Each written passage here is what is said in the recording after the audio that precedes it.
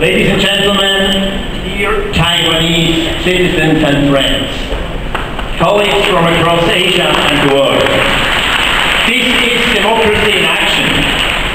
For the fifth time you will, the day after tomorrow, be able to freely elect your head of state and your representatives in the national parliament. Such an election, when millions and millions are using their rights, reflecting on their thoughts and making their decisions, is no small matter.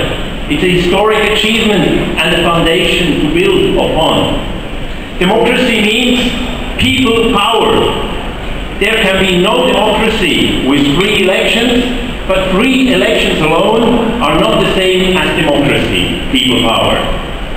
What we need to understand as we approach election day is that the modern democracy requires a full set of critical elements. This is one basic lesson I would like to share with you here today, not at least from a European perspective. In Europe, many countries and nations introduced 100 years ago universal suffrage, the right for female and male alike to participate in popular votes. But this, as we all know, was not enough to secure peace and welfare within and between the European countries. We had first to experience the inhuman atrocities of two hot world wars and a Cold War in order to learn one more very fundamental lesson. It is not enough to have free elections in one country. You also need to ensure fundamental human rights, to support comprehensive forms of citizen participation in between elections and on the transnational level. Such a modern representative democracy is based on three pillars: protection through human rights, delegation through free elections, and participation through citizens' initiatives and referendums. These are the three pillars of European democracy that has emerged in recent decades. This development of democracy also includes new forms of people power at the transnational level in a polity called the European Union. Since 1979, we have been able to elect our common European Parliament in direct elections. People across Europe also had the opportunity to vote on European issues in more than 50 nationwide referendums.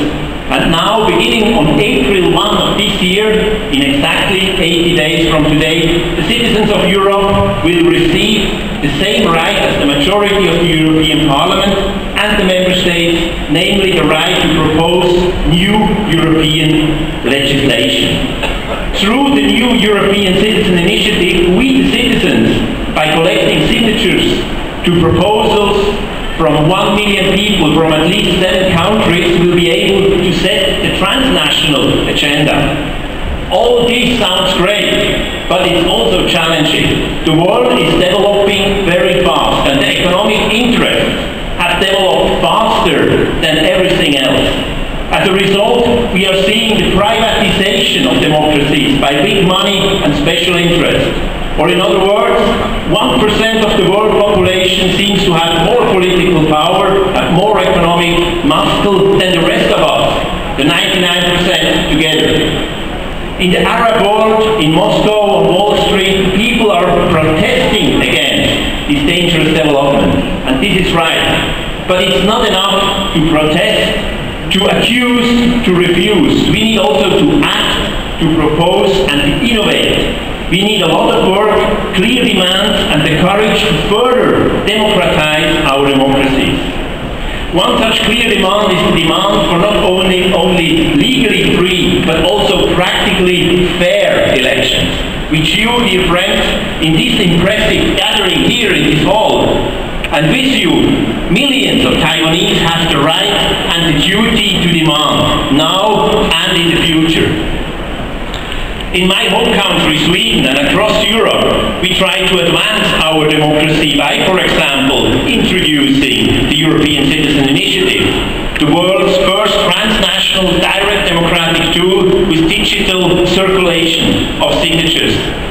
But also by trying trying to establish comprehensive participatory infrastructure at all political levels.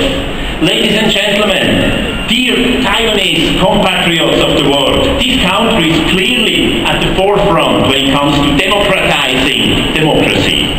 Your national constitution embodies individual protection for everybody. For a couple of decades you have experienced free delegation by direct elections, and you have even started to implement and practice direct democracy through initiatives and referendums. This country is good, it's very good, but not good enough. As no country in the world is good enough. We are all just starting.